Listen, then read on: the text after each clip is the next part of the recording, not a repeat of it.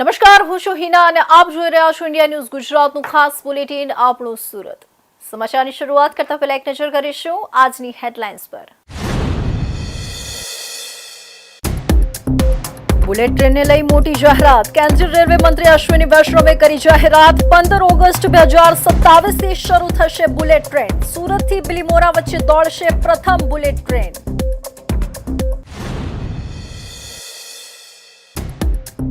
લગ્ન નોંધણીમાં માતા પિતાની મંજૂરી ફરજિયાત. ભાગેડું લગ્ન પર સરકારનું કડક વલણ. ક્લાસ 2 અધિકારી કરશે લગ્ન નોંધણી. નવા કાયદા પર સરકારમાં વિચારણા ચાલી રહી છે.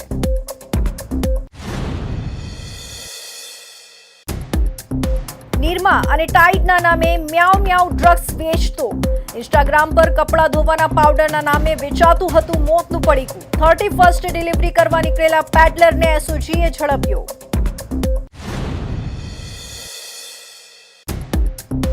નવા વર્ષની ઉજવણી દરમિયાન પોલીસ એક્શન મોડમાં. શહેરભરમાં નાકાબંધી. 300 થી વધુ નશાખોરો ઝડપાયા. હોસ્પિટલમાં મેડિકલ બાદ દારૂબંધી કાયદા હેઠળ કાર્યવાહી.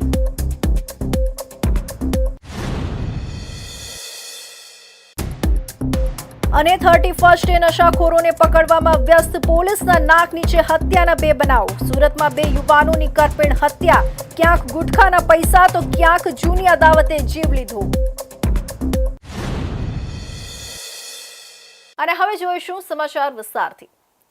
આજે નવા વર્ષના પ્રથમ દિવસે બુલેટ ટ્રેનને લઈ સૌથી મોટા સમાચાર સામે આવ્યા છે. વાસ્તવમાં ભારતીય રેલવેના ઇતિહાસમાં ટૂંક સમયમાં એક નવો અને મહત્વપૂર્ણ અધ્યાય ઉમેરાવાનો છે. દેશને પહેલી વખત બુલેટ ટ્રેનની સુવિધા મળવા જઈ રહી છે.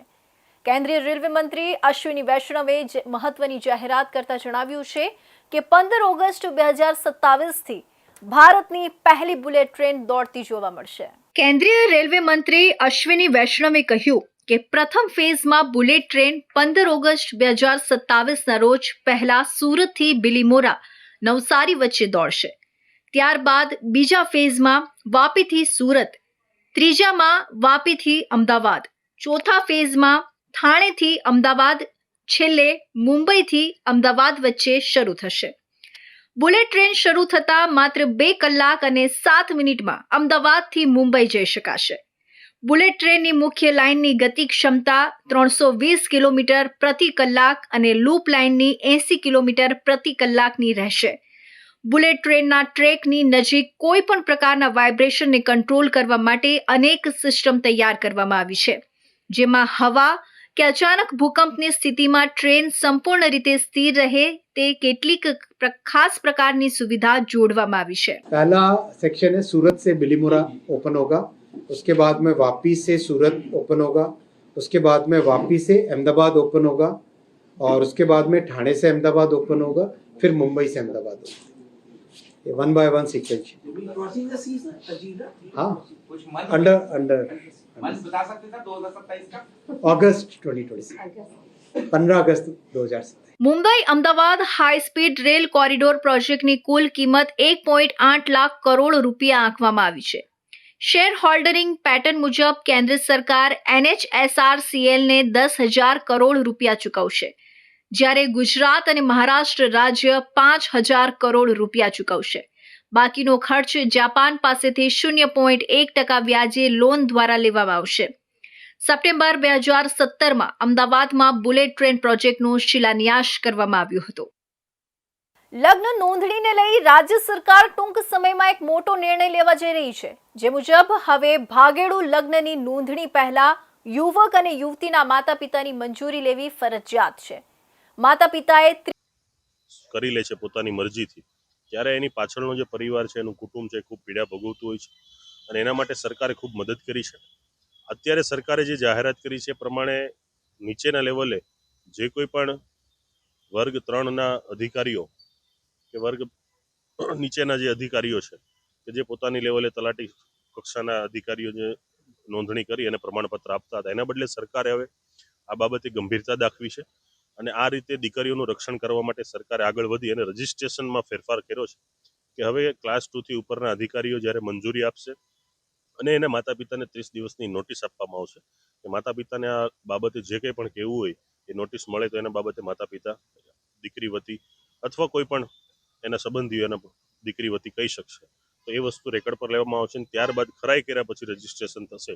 તો આ પ્રકારની વિધિ અને આ પ્રકારની પ્રક્રિયાના કારણે જે આવા કિસ્સાઓ બને છે કે જેનાથી કોઈ એક સમાજને નહીં પણ દરેક સમાજની દીકરીનો જે સળગતો પ્રશ્ન છે એ મુદ્દા અટકશે. અને હજી સિસ્ટમમાં એ ઇમ્પ્લિમેન્ટ થયું નથી, એટલે જ્યારે વહીવટી રીતે જ્યારે ઇમ્પ્લિમેન્ટ થશે ત્યારે એના ફાયદા ગેરફાયદા કોઈ સુધારા કરવા જેવા છે અથવા કંઈ વધારે એમાં એડ કરવા જેવું હશે તો એમાં સરકારનું અમે ધ્યાન દોરીશું. પણ આ બંધારણ પ્રમાણે એવું કહેવામાં આવ્યું છે કે 21 વર્ષીય વ્યક્તિ પોતાનો નિર્ણય લેવા માટે સ્વતંત્ર છે, તો તેને જોતા આ કાયદામાં ક્યાંક વિસંગતતા જોવા મળતી હોય એવું લાગી રહ્યું છે. જો બંધારણ પ્રમાણે તો 18 વર્ષ એટલે તમે પુખ્ત થઈ જાઓ છો, અને આપણી મેરેજની પ્રક્રિયા પ્રમાણે દીકરીના 18 વર્ષ અને દીકરાના 21 વર્ષ જરૂરી છે. બંધારણ પ્રમાણે તમને રાઇટ ટુ મેરીના એક્ટ લાભ મળેલો છે કે તમે પોતાની પસંદગીના પાત્રથી કરો છો, પણ આપણે સમાજમાં જીવીએ છીએ, સમાજનું પણ એક બંધારણ છે અને દરેક સમાજ ઈચ્છતો હોય છે કે આપણી દીકરીને સારું ઘર મળે, સારું કુટુંબ મળે, સારા વ્યક્તિ મળે અને સારા ઘરે રહી અને સુખીથી જીવન જીવે. પણ દીકરી નાદાનીમાં જ્યારે કોઈ નિર્ણય લે છે, કોઈ મેચ્યોર દીકરી છે, નિર્ણય લે છે, સમજે છે, તો આજે 21મી સદીની અંદર લોકો સ્વીકારે છે. એમાં જાતિ પાદી ધર્મ ભાતનો પણ ભ્રેંત નથી હોતો, સ્વીકારે છે લોકો. પણ ધર્મના નામે પણ પોતાના નામ છુપાવીને જે એજાજ હોય છે એ અંકિત બની જતો હોય છે. પછી જ્ઞાતિની જ્યારે વાત આવે છે તો જ્ઞાતિની અંદરના પ્રશ્નોમાં જ્ઞાતિવાદ હોતો નથી. પરિવારની ઈચ્છા છે, સમોવડું પરિવાર છે બંને, તો પરિવાર એક્સેપ્ટ કરે છે. પણ જ્યારે પરિવારને જે પ્રકારની ઈચ્છાઓ હોય અથવા પરિવાર જે પ્રકારનું પાત્ર ઈચ્છતું હોય અને પરિવાર જે દીકરીને રંગે ચંગે પૌણાવીને પોતે મહેનત કરી હોય છે, તો સ્વાભાવિક છે કે દરેક પિતાનું એક સપનું હોય છે. આ સપના ઉપર જ્યારે કોઈ પાણી ફરે છે ત્યારે પ્રશ્ન ઊભા થાય છે. બાકી આજ 21મી સદી છે, ટેકનોલોજીનો સમય છે, દરેક પોતાની સ્વતંત્ર વિચારધારા પણ છે, બંધારણે પણ એને લાભ આપેલો છે. પરંતુ સરકાર અને સમાજની પણ એક જવાબદારી હોય છે, એ જવાબદારી દરેકે નિભાવવી જોઈએ. એક સમાજ અગ્રણી તરીકે આ નિર્ણયને લઈને, સરકારના આ નિર્ણયને લઈને તમારું શું કહેવું છે? પહેલાં તો સરકારને ખૂબ ખૂબ અભિનંદન આપું છું કે આવો સારો નિર્ણય લઈને દરેક સમાજ 18 વર્ણને એક સારી રાહ ચીંધી છે કે એક બહુ મોટું કામ કર્યું છે સરકારે. તો સરકારને હું ખૂબ અભિનંદન આપું છું કે આવું સારું કામ કર્યું, અને આગામી સમયની અંદર જ્યારે આ કાયદો લાગુ પડશે ત્યારે ખબર પડશે કે ખરેખર સમાજની અંદર સરકાર પ્રેમભાવ દાખવી રહી છે. જ્યારે આખું સુરત શહેર વર્ષ 2026ના આગમનની ઉજવણીમાં ડૂબેલું હતું, ત્યારે સુરત એસઓજીની ટીમે ડ્રગ્સ પેડલરની ધરપકડ કરી છે. અમરોલીના છાપરાભાટા વિસ્તારમાંથી પોલીસે જીલ ઠુમ્મર નામના યુવકની ધરપકડ કરી તેની પાસેથી 236 gram meow meow MD crystal drugs ઝડપી પાડ્યું છે, જેની બજાર કિંમત આશરે ₹7 લાખ જેટલી થાય છે. પોલીસ તપાસમાં બહાર આવ્યું છે કે જીલ તેના આકાના કહેવા પર કમિશનની લાલચે આ ડ્રગ્સની ડિલિવરી કરવા માટે જઈ રહ્યો હતો. નવા વર્ષની પાર્ટીઓમાં ડ્રગ્સ સપ્લાય થાય તે પહેલા જ પોલીસે બાતમીના આધારે વોચ ગોઠવીને આરોપીને દબોચી લીધો હતો અને આ રેકેટના મૂળ સુધી પહોંચવા વધુ તપાસ હાથ ધરી છે. બાતમીના આધારે પોલીસે અમરોલીના છાપરાભાટા રોડ પર ગણેશનગર રો હાઉસ પાસે વોચ ગોઠવી હતી. આ ઓપરેશન દરમિયાન પોલીસે 21 વર્ષીય જીલ ભૂપતભાઈ ઠુમ્મરને શંકાસ્પદ હાલતમાં ઝડપી પાડ્યો હતો, જેની પાસેથી મોટી માત્રામાં નશીલા પદાર્થનો જથ્થો મળી આવતા પોલીસ પણ સ્તબ્ધ થઈ ગઈ હતી. આશ્ચર્યની વાત એ છે કે આરોપી જીલ ઠુમ્મર મેફેડ્રોન ડ્રગ્સ માટે નિરમા, ટાઇડ, ઓજી અને દવા જેવા કોડવર્ડ વાપરતો હતો. તેનો અર્થ એ હતો કે તેને high purity crystal mephedrone drugs જોઈએ છે. પોલીસે જ્યારે જીલની તપાસ કરી ત્યારે તેની પાસેથી 236.780 gram high purity crystal mephedrone MD drugs મળી આવ્યો હતો. આ જથ્થાની બજાર કિંમત આશરે ₹7,10,340 આંકવામાં આવી છે. આ ડ્રગ્સ એટલું શુદ્ધ હતું કે નશાના બજારમાં તેની ભારે માંગ રહેતી હોય છે. પોલીસે ડ્રગ્સની સાથે ₹45,000નો મોબાઈલ ફોન મળી ₹7,55,340નો મુદ્દામાલ કબજે કરી આરોપીની ધરપકડ કરી છે. આ કેસમાં સૌથી રસપ્રદ બાબત આરોપીની મોડસ ઓપરેન્ડી છે. પકડાયેલો આરોપી જીલ ઠુમ્મર અત્યંત સાવચેતીથી નશાનો વેપાર કરતો હતો. પોલીસને ચકમો આપવા માટે તે સોશિયલ મીડિયા પર ડ્રગ્સ માટે અનોખા કોડવર્ડ વાપરતો હતો. તે ગ્રાહકો સાથે વાતચીત કરતી વખતે મેફેડ્રોન માટે નિરમા, ઓજી, ટાઇડ અથવા દવા જેવા શબ્દોનો ઉપયોગ કરતો હતો. સામાન્ય માણસને લાગે કે કપડાં ધોવાના પાવડરની વાત થાય છે, પણ હકીકતમાં તે મોતનો સામાન વેચવાનો સોદો કરતો હતો. તપાસમાં બહાર આવ્યું છે કે આરોપી જેલ ઠુમ્મર ગ્રાહકો મેળવવા અને ઓર્ડર લેવા માટે વોટ્સએપ, ઇન્સ્ટાગ્રામ અને સ્નેપચેટ જેવા પ્લેટફોર્મનો ભરપૂર ઉપયોગ કરતો હતો. ડિજિટલ યુગમાં પોલીસની પકડથી બચવા માટે તે ફોન કોલ્સના બદલે ઇન્ટરનેટ કોલિંગ અને ચેટિંગ પર નિર્ભર હતો. આ કોડવર્ડ દ્વારા તે યુવાધનને નશાના માર્ગે ધકેલવાનું કામ કરતો હતો. પરંતુ તેની આ હાઈટેક ચાલને એસઓજીએ ટેકનિકલ સર્વેલન્સની મદદથી નિષ્ફળ બનાવી દીધી છે. અમને એવું માહિતી હતી કે અમુક જે વ્યક્તિઓ જે છે એ ઓનલાઈન એટલે કે ઇન્સ્ટાગ્રામમાં, વોટ્સઅપમાં, પછી સ્નેપચેટ જેવા માધ્યમોથી નિરમા, ઓજી, ટાઈડ, દવા વગેરે કોડવર્ડથી જે છે એમડીનો વેપાર કરે છે. તો ગઈકાલે અમારી ટીમ જ્યારે બંદોબસ્તમાંથી દરમિયાનમાં માહિતી મળી કે અહીંયા એ વ્યક્તિ માલ આપવા આવનાર છે, તો અમરોલી પોલીસ સ્ટેશન વિસ્તારમાં ગણેશનગર રો હાઉસ વિભાગ 4ની બહારના ભાગમાં જીલ ભૂપતભાઈ ઠુમ્મર અને બીજા 2 વ્યક્તિ ખુશાલ રાણપરિયા અને ભરત દામજીભાઈ લાઠિયા, આ ત્રણેય વ્યક્તિ એમડીનો 236 ગ્રામ જથ્થો લઈ અને ત્યાં આવ્યા હતા. તે દરમિયાનમાં એસઓજીની ટીમ ત્યાં પહોંચી ગઈ અને જીલ ભૂપતભાઈ ઠુમ્મર છે જે એ 236 ગ્રામ એમડી સાથે પકડાઈ ગયો. તેમજ ખુશાલ રાણપરિયા અને ભરત ઉર્ફે લાઠિયા, આ બંને જે છે એ ત્યાંથી નાસી ગયા, એટલે એમને વોન્ટેડ જાહેર કર્યા છે. જેલ ઠુમ્મર મૂળ જૂનાગઢના ભેસાણ તાલુકાના બામણગઢ ગામનો વતની છે અને સુરતમાં અમરોલી ખાતે રહી નોકરી કરતો હતો. જોકે ઝડપથી પૈસા કમાવાની લાલચે તે ડ્રગ્સના રવાડે ચડ્યો હતો. પૂછપરછમાં જાણવા મળ્યું છે કે તે માત્ર એક પ્યાદુ હતું. તેને ડ્રગ્સનો જથ્થો પૂરો પાડનાર મુખ્ય સૂત્રધાર ખુશાલ વલ્લભભાઈ રાણપરિયા અને ભરત ઉર્ફે ભાણો દામજીભાઈ લાઠિયા નામના શખ્સો છે.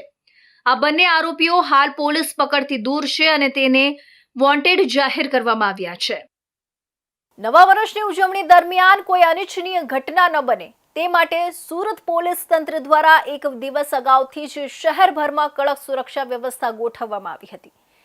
31 ડિસેમ્બરની પૂર્વ સંધ્યાએ એટલે કે 30 ડિસેમ્બરની રાત્રે સુરત પોલીસ એક્શન મોડમાં આવી હતી અને શહેરના તમામ મુખ્ય 4 રસ્તાઓ, એન્ટ્રી એક્ઝિટ પોઈન્ટ્સ તેમજ વ્યસ્ત સર્કલ ઉપર ચુસ્ત પોલીસ બંદોબસ્ત ગોઠવી વાહન ચેકિંગ શરૂ કરવામાં આવ્યું હતું. પોલીસ દ્વારા ચલાવવામાં આવેલી આ સ્પેશિયલ ડ્રાઈવ દરમિયાન દારૂ પીને વાહન ચલાવતા તેમજ નશાની હાલતમાં ફરતા શખ્સો સામે કડક કાર્યવાહી હાથ ધરવામાં આવી હતી.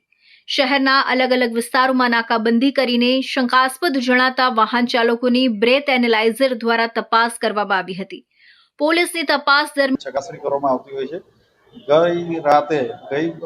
ગઈકાલે 31 ડિસેમ્બરના રોજ રાત્રિ દરમિયાન લગભગ 300થી પણ વધુ પ્રોહિબિશનના કેસો જોવામાં આવ્યા હતા અને એના બ્લડ સેમ્પલ લઈને મોકલવામાં આવ્યા છે. નવા વર્ષની ઉજવણી દરમિયાન શહેરમાં શાંતિ અને સલામતી જળવાઈ રહે તે માટે સુરત પોલીસ દ્વારા હાથ ધરાયેલી આ કડક કાર્યવાહીથી નશાખોરોમાં ફફડાટ ફેલાયો છે, જ્યારે શહેરવાસીઓમાં પોલીસની સતર્કતા અને કાર્યવાહી અંગે સંતોષની લાગણી જોવા મળી રહી છે.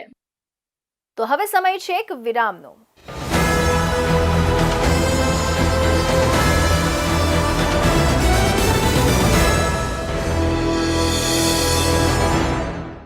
મુદ્દાઓ છે દેશના, પેનલ પર થશે ચર્ચા, વાતમાં થશે સ્પષ્ટ સંવાદ. અમે લાવીએ છીએ તમારા પ્રશ્નોને મંચ પર.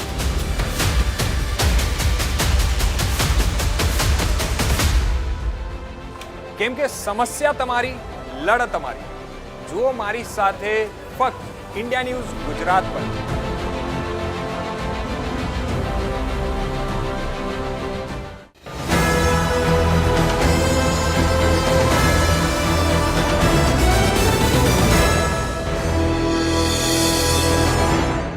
વિરામ બાદ ફરી આપ સૌનું સ્વાગત છે.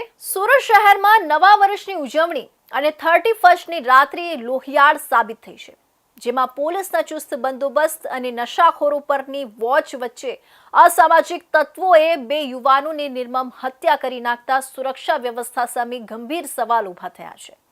સચિન વિસ્તારમાં ગુટખાના પૈસા જેવી સામાન્ય બાબતે થયેલી તકરારમાં યુવાનની ચપ્પુના ઘા ઝીકી હત્યા કરવામાં આવી, જ્યારે લિંબાયતમાં જૂની અદાવતનો ખાર રાખી 6 થી 8 જેટલા શખ્સોએ 24 વર્ષીય યુવકની છાતીમાં ઘા ઝીકી તેને મોતને ઘાટ ઉતાર્યો હતો. પહેલી ઘટના સચિન પોલીસ મથકની હદમાં આવતા સ્લમબોર્ડ વિસ્તારમાં બની હતી. ગોડાદરા સ્વામિનારાયણ સોસાયટીમાં રહેતો 24 વર્ષીય સૂરજ મુકેશ સુરવાળે 31મીની રાત્રે સચિન સ્લમ બોર્ડ પાછળ આવેલા હનુમાનજી મંદિર પાસે હાજર હતો. રાત્રિના આશરે 11:30 વાગ્યાની આસપાસ આરોપી કમલેશ ઉર્ફે રાજ દિલીપ રામદેવ અને સાહિલ કુરબાન ખાન પઠાણ સાથે સૂરજને ગુટખા ખાવાના પૈસા બાબતે સામાન્ય બોલાચાલી થઈ હતી. આ સામાન્ય તકરાર જોતજોતામાં ઉગ્ર સ્વરૂપ ધારણ કરી ગઈ હતી. ઉશ્કેરાયેલા કમલેશ અને સાહિલે સૂરજ પર ચપ્પુ વડે આડેધડ હુમલો કરી દીધો હતો. સૂરજને ગંભીર હાલતમાં નવી સિવિલ હોસ્પિટલમાં ખસેડવામાં આવ્યો હતો, પરંતુ ફરજ પરના તબીબોએ તેને મૃત જાહેર કર્યો હતો.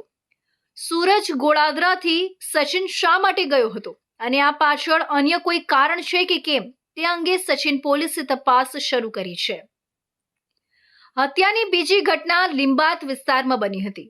ડિંડોલી બાલાજીનગર રોયલ સ્ટાર રેસિડેન્સીમાં રહેતો 24 વર્ષીય જયેશ રમેશ પટેલ આશાપુરી દ્વારકેશનગર સોસાયટી પાસેથી પસાર થઈ રહ્યો હતો. તે સમયે 6 થી 8 જેટલા અજાણ્યા ઇસમોએ તેને ઘેરી લીધો હતો. આ ટોળકી પૈકીના વિશાલ નામના ઇસમે જયેશની છાતીમાં ચપ્પુનો જીવલેણ ઘા ઝીકી દીધો હતો. જયેશના મિત્રોના જણાવ્યા મુજબ આ હત્યા પાછળ 2 વર્ષ જૂનો ઝઘડો જવાબદાર છે. જૂની અદાવત રાખીને વિશાલ વાઘ અને રાકેશ ગોરખ સહિતના શખ્સોએ જયેશની હત્યા કરી હોવાનો પરિવારનો આક્ષેપ છે.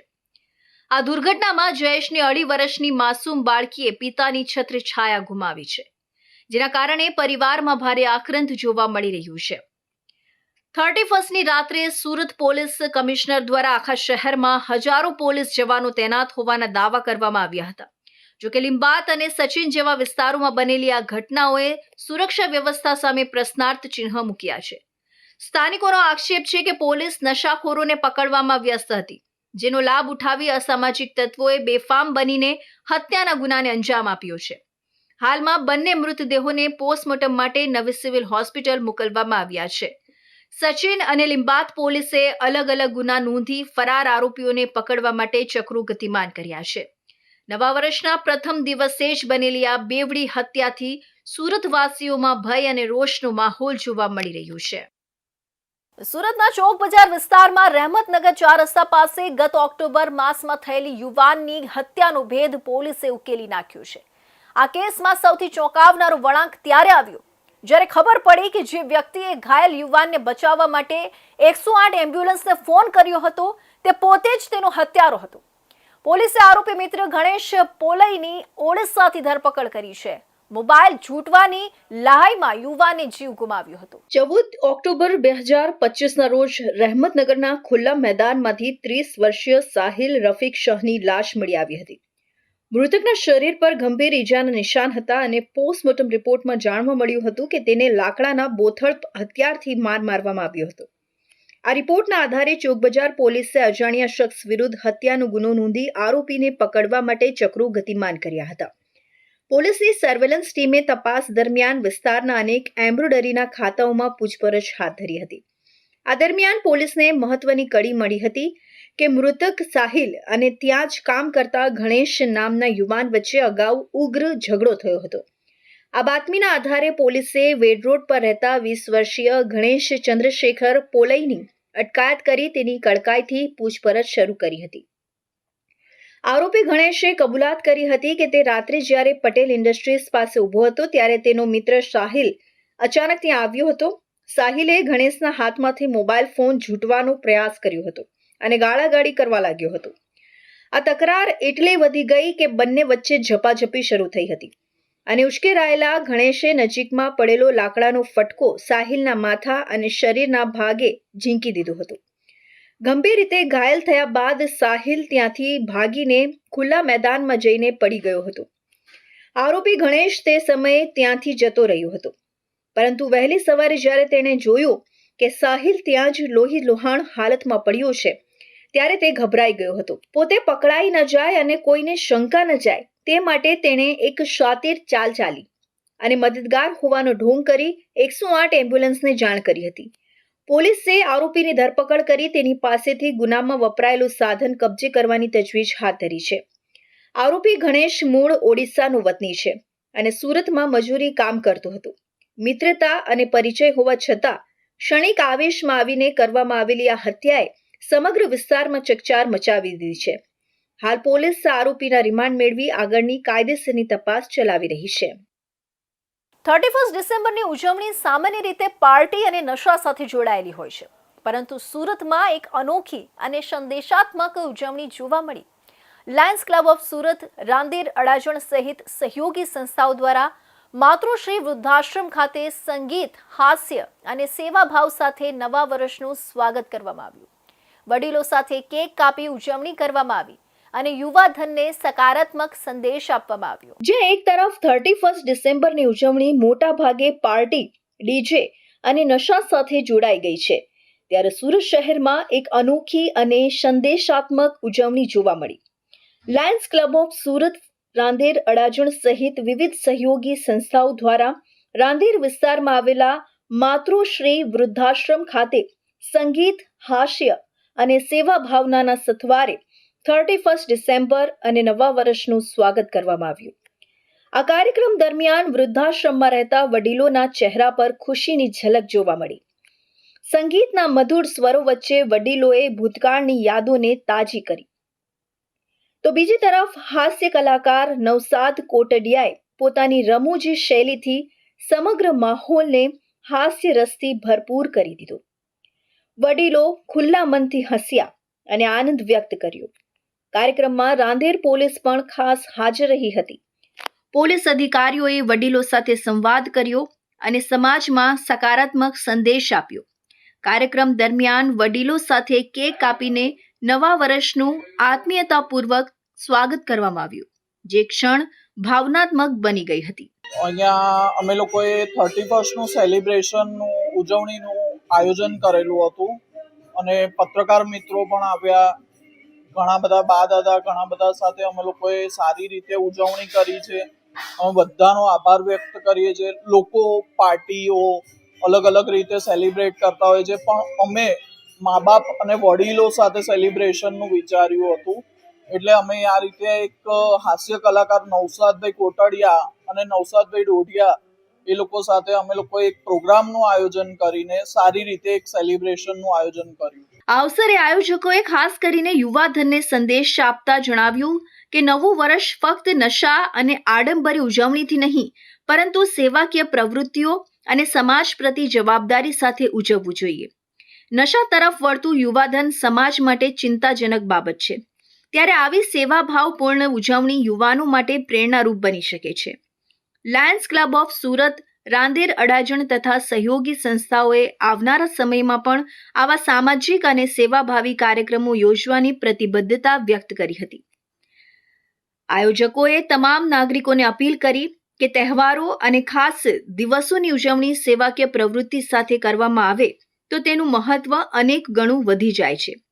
માતૃશ્રી વૃદ્ધાશ્રમ ખાતે યોજાયેલી આ અનોખી ઉજવણી માત્ર નવા વર્ષની શુભેચ્છા પૂરતી સીમિત ન રહી, પરંતુ સમાજને સકારાત્મક દિશામાં આગળ વધારવાનો મજબૂત સંદેશ આપી ગઈ. આપણે બધા જાણીએ છીએ કે આજનું યુવાધન નશા અને એના રવાડે ચડી ગયું છે અને સુરતમાં પણ જે ડ્રાય એરિયા છે ત્યાં હજારો યુવાનોને આપણે આવતીકાલે સવારે જોશું તો કંઈક ને કંઈક નવા ન્યૂઝની સાથે મળીશું. ત્યારે હું સમાજના લોકોને કહીશ કે તમારી પાસે સમય છે તો આવી કોઈ સંસ્થાઓ સાથે તમે જોડાઓ અને આપણી સંસ્કૃતિને અજાગૃત કરો.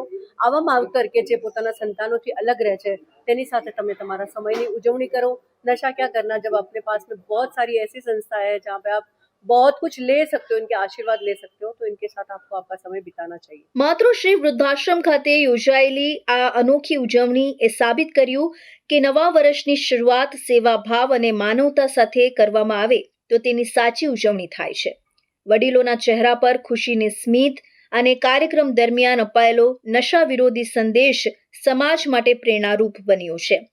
આયોજકોએ પણ આગ્રહ કર્યો કે આવનારા સમયમાં તહેવારો અને ખાસ દિવસોની ઉજવણી સેવાકીય પ્રવૃત્તિ સાથે કરવામાં આવે. તાપી જિલ્લો એ દીપડાના હબ સમાન ગણવામાં આવે છે. હાલ જ્યારે શેરડીની કાપણી શરૂ થઈ ચૂકી છે, બીજી તરફ શિયાળાની મોસમમાં દીપડાઓના મેટિંગ સમય હોય ત્યારે ખાસ ગ્રામ્ય વિસ્તારો કે જ્યાં દીપડાઓ વધુ દેખાય છે તેવા વિસ્તારોમાં આવેલા શાળાઓ, દૂધ ડેરી, ગ્રામ પંચાયતોમાં દીપડાઓને લઈને કયા પ્રકારની સાવધાની લોકોએ રાખવી તે અંગે વન વિભાગ દ્વારા જાગૃતિ અંગેના બેનરો સાથે લોકોને માહિતગાર કરવાના પ્રયાસો હાથ ધરવામાં આવી રહ્યા છે. દીપડાના હબ સમા તાપી જિલ્લામાં હાલ શેરડીની કાપણી પૂરજોશમાં ચાલી રહી છે, તો બીજી તરફ જંગલોમાંથી દીપડા જેવા હિંસક પ્રાણીઓ શિકારની શોધમાં શેરડીના ખેતરોમાં સુરક્ષિત વસવાટ કરતા હોય, જ્યારે શેરડીની કાપણીની સિઝન ચાલુ હોય ત્યારે તે માનવ વસ્તી તરફ શિકારની શોધમાં નીકળી પડતા હોય છે. બીજી તરફ શિયાળા દરમિયાન આ હિંસક પ્રાણીની મેટિંગ સમય હોય ત્યારે તે વધુ હિંસક બની જાય છે. આવા સમયે ગ્રામ્ય વિસ્તારોના લોકોએ શું કાળજી રાખવી કે જેથી માનવ અને દીપડા વચ્ચે ઘર્ષણની સ્થિતિ પેદા ન થાય, તે માટે હાલ વન વિભાગ દ્વારા ગ્રામ્ય કક્ષાએ આવેલા શાળાઓ, દૂધ ડેરી જ્યાં લોકો ભેગા થતા હોય ત્યાં બેનરો તેમજ સેમિનાર કરીને સાવચેત રહેવા માટે અપીલ કરવામાં આવી રહી છે. अभी हाल में जो लेपर्ड्स के मूवमेंट कुछ गांव में दिखे हैं, वो एक्चुअली कहीं पे कुछ वीडियोस में दिखा होगा कि 2 लेपर्ड साथ में घूम रहे हैं. एक्चुअली जो ये विंटर का सीजन होता है, specially December and January month, ये मीटिंग का टाइम होता है. इस टाइम पे मेल फीमेल लेपर्ड कई बार ऐसी हो सकता है कि गांव में कहीं साथ में मिले. तो इसमें मेरी सबसे ये अपील है, ये रिक्वेस्ट है कि ऐसे में किसी लेपर्ड का कोई बाइक चलते या सड़क पे चलते कोई वीडियो बनाने की कोशिश या फिर उनको डराने, धमकाने, भगाने की कोशिश ना करें, क्योंकि लेपर्ड एक वाइल्ड एनिमल है, ये कभी भी किसी पे भी अटैक कर सकता है. तो स्पेशली मीटिंग पीरियड में आपको हो सकता है कि किसी गांव में 2 लेपर्ड साथ में मिलें, लेकिन ये दिसंबर जनवरी का पीरियड रहता है जिसमें ये मीटिंग का टाइम होता है. तो ऐसे में ना तो कोई वीडियो बनाने की, और अगर कहीं पे भी ऐसा कुछ इंसिडेंस आपको मिलता है तो वन विभाग को तुरंत संपर्क करें. વન વિભાગ દ્વારા આપવામાં આવેલી આ જાગૃતિને પગલે ગ્રામ્ય વિસ્તારોમાં દીપડાને લઈ સાવચેતીનો માહોલ જોવા મળી રહ્યો છે. ખાસ કરીને વહેલી સવાર, સાંજ અને રાત્રિના સમયે એકલા બહાર ન નીકળવા, બાળકોને ખુલ્લા વિસ્તારમાં રમવા ન મોકલવા તેમજ શેરડીના ખેતરો પાસે અનાવશ્યક અવરજવર ટાળવા અંગે લોકોને સમજાવવામાં આવી રહ્યું છે.